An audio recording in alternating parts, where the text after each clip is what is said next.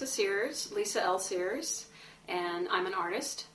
I was actually born in Boston at the Women's Lying-In Hospital, which as a kid, I always thought that meant that I was born into a charity ward. I don't know where I got that idea. So what appealed to me about New England was the sense of history here. Also the proximity to Europe, and I've taken advantage of living in Boston and getting over to England and points beyond Germany and whatnot. So it's a good place to live for me, but I do miss Texas food, and I miss some of the manners of people down in Texas, the way that people are, and the mix of people. Actually, it's a different color mix. It's a different ethnic mix. One of the things that's very important for me with my art is that it's about communication, that it's not a one-way thing. I would like to be able to talk to people who see my work and get their feel for it, get their ideas from it as a start of a larger conversation. I often think of Kafka, Franz Kafka, the writer who wrote Metamorphosis and The Trial and various other pieces, that when he would read his work to his friends, he would laugh. He thought it was very, very funny, and his friends were like, "Oh my gosh, this is so depressing." And people think of Kafka as this really angst-ridden guy. So I think of him with my art because sometimes people can interpret it very, very differently. I can show a particular painting, and one person came up to me one time and said, "Oh, you must have wonderful dreams. This is so imaginative. There's so much happening, and what an experience." And they came away very uplifted and excited and happy. And then about 10 minutes later, another person came by, and they looked at it and they said, "Oh, you just must have terrible nightmares." And away they go. And I'm just like, oh my gosh, with one piece, such different feelings to it. And I love that. I mean, that was actually wonderful to me to see how they experience the artwork. So I try not to worry too much that something will be interpreted as overly dark. So this is my dedicated workspace. The dog and cat can come in here with permission or when I'm not looking, but I don't have my computer in here. I don't have my other life's work in here. I don't have any editing type things in here because I really want it to be a place just for making art. I want it to be, when I walk in here, it has a certain feeling. It feels uplifting and it feels safe so that I can come in here and create. And I have all kinds of fun things to keep me amused as far as having inspiration by other artists up, my own artwork, lots of books to look through, art magazines, little bits of jewelry, and just fun things that I've collected. So I come in and I feel good and ready to work. Well, this piece I plan to have in the Malden show. It's one that I worked on this fall. I'm not absolutely 100% satisfied with it yet. So I think it just needs a little more oomph, and I'm going to work on that. So I have it hanging up right now in a very prominent place so that if I figure out what I want to do to it, I can work on it some more. But it's painted on canvas. It's acrylic, watercolor. There's also some colored chalk mixed in. I kind of like mixing different items together. And it's working on a theme that's been showing up. I'd say the last 2 years I've been thinking about this particular character here, which is basically a male figure. It's meant to be very open to interpretation, but he has a lot of pockets with the idea that there's activity going on. There could be things hidden in the pockets. I like to use a variety of materials in my art. Oftentimes I'll have on my desk where I'm working, I'll have colored pencils, I'll have watercolor, I'll have acrylic out, I'll have crayons, wax, all different kinds of things, just sort of at my hands like a mad scientist, and I can grab what I want to work with. So I like mixing things together to get layers, to get an idea of translucence or dreamlike quality or things happening underneath the surface. And I'm very much into drawing. So I find I'm unhappy if I limit myself just to painting or just to drawing. I really enjoy incorporating those two elements together. Also, I work on paper, which lends itself quite well the two things being mixed together. That's usually my preferred surface. I go back and forth between working on larger pieces, working on canvas and working on paper. And then also I have these lovely 5x7 cards that make me so incredibly happy because they're really small and they're wonderful breaks. So since I do have things up that aren't finished, I'll sit there and I'll stare at them and think about what I want to do with it. And then I'm like, oh, well, maybe I'll just sketch something out. And then I end up making a little individual piece all of its own. And I'll have a bunch going at the same time, just sort of depending on what kind of mood I'm in. Like this little guy here, I really like this little bird. So I'm going to play around with this some more. But what I've done is I've just put down a watercolor wash, and then I've gone in with some colored pencil, and I'll probably lay in some more watercolor, and then I'll go in maybe with colored pencils, maybe crayons, maybe just pen and ink to finish it up. So another fun thing with these little guys that I discovered is actually scratching into the paper. This is a better piece of paper, but I got the tip of a pen, and I've actually scratched into the surface of the paper, and then I can color on top of it with like colored pencils or wax crayons, and you have this kind of nifty little relief, which I really, really like. It's like something a third grader would do, but I love to do that. I would say my inspiration for my work is collective over a long period of time. It's hard for me to say, oh, I was inspired at age 6 by this happening. I think my inspiration really comes from how I look at the world, how I experience it, and inspiration that I get from other people, from writings by other artists, by looking at work of other artists, and a lot of fictional reading. I'll get interested in what an author will talk about their experiences as a child or history, and I'll start to incorporate that into my work.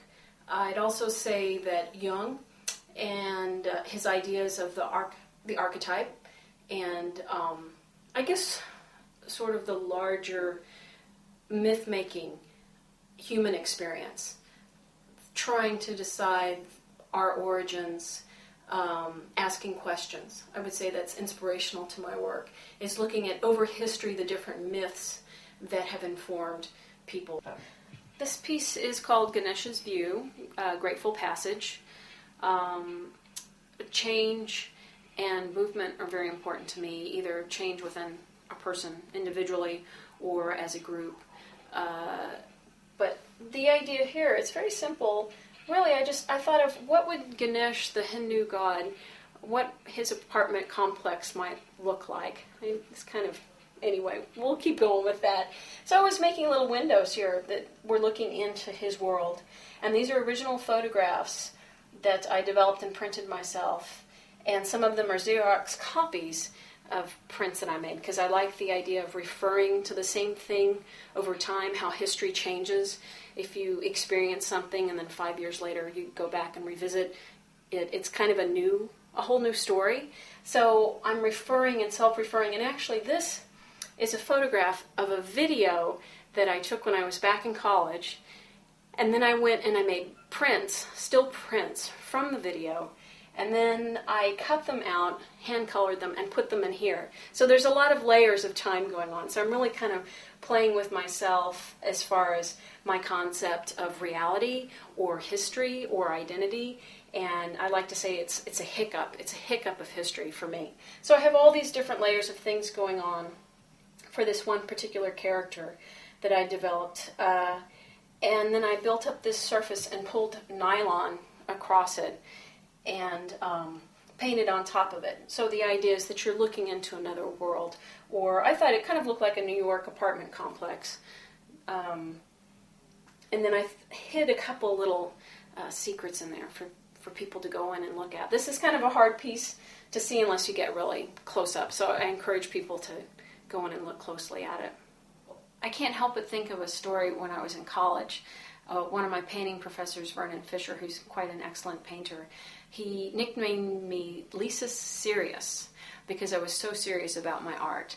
And I was kind of proud of that nickname, but also I think he was encouraging me to play more, because I was so very much into the existentialist, and that art was very important, and we were going to take over the world with art. And I was this little sort of socialist, that all together the artists were going to band in a group and it helped make the world a better place through art. So I've gotten a little older and wiser, and I've toned things down. I do still think that art is a very important catalyst for making people think in new ways and to communicate with them. But I think I've tried to go back to being more playful and letting my work go where it wants to go. As a kid, I was one of those, all over the place, running around like a hairy goat, as my dad used to like to say. And I've tried to bring that back into my art. It's actually not hard to do. I put on some music that I really like, usually something without words, because I don't want to have my art put in a certain direction. I do use symbols in my work. I like to play around with them. I've used birds in the past as more sort of a negative or expressive, or almost like an angry Greek chorus, a harbinger of negative things to happen. That was back in college. And now, as I've gotten older, I still use birds, but I think of them in a much different way. I think of them as talking about freedom, expression, growth, sort of going out, escaping, not at all critical, not a pack, like birds on a wire, and they're chattering away, and it seems almost that they're judging people, but more birds as individuals going off into the world and expressing freedom. Another thing that shows up in my work are fish. I think of fish are really birds of the sea, and they play different roles. They can be about fertility, they can be about exploration, they can be sort of showing the inside and the outside of a person. For instance, a fish with the bone showing is not really a negative or frightening thing. It's more sort of thinking about the internal life of the fish and showing it in a very concrete way by showing the bones, by showing the layers within the creature. So I think nature is symbolically important to me. And also people. I have different sort of heroes in my story. Often the young girl or the woman going out into the world, discovering herself and making her way in the world. So a lot of people will see women in my work. This is a piece that I made in college, and it was actually sort of a healing piece for me, in that I was leaving Austin, where I had many wonderful friends. I loved living there, and I loved being in school and making art there, and I had decided to move up to New England for this great experiment. And this was a piece that I made to myself to say goodbye to Austin. And it was the first time that the fish showed up in my work. If I'd been using birds, the birds would have been flying around making lots of noise and squawking. But here the fish are encouraging this character to go out into the world and try something new. So the fish are coming out of the water. They're about movement. They're about growth. There's even a fish in the sun up in the left-hand corner. And she's saying goodbye, throwing the flowers. So it's an indulgent piece, I suppose. And actually another symbol I used more last summer. I haven't made any recent pieces with the bird nest. And thinking of the nest as a nest is to a rowboat as a rowboat is to a bathtub. They're all vessels. I think they have similar shapes. But one thing that was so wonderful when I was working on these bird nests is I actually found one. I was out walking my dog and I was daydreaming, thinking about art, and lo and behold, here was this bird nest right at my feet. And I just thought, well, how wonderful at this moment, as I need a real bird's nest to look at. So I enjoyed for months actually drawing bird's nests and eggs, and I think from that, then I've started using birds in my art. This piece, it seems to catch people's attention, which I find interesting. It's actually made out of an old curtain pull-down shade that was in the house that my husband and I moved into, and I just couldn't stand to throw them out. I really thought I would find a good use for this thing.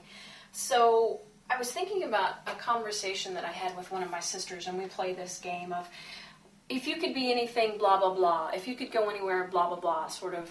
And one of the things was, if you could have a superhuman power, if you could be a superhero, what would that be? And from that conversation, this piece actually was made. So I thought, well, what if a person received her greatest gift that she had always wanted, but then there might be another part of her that would have to pay a price for that, or that there would be an exchange that would happen. So this piece is really, I mean, it's fairly straightforward in that she wishes she could fly.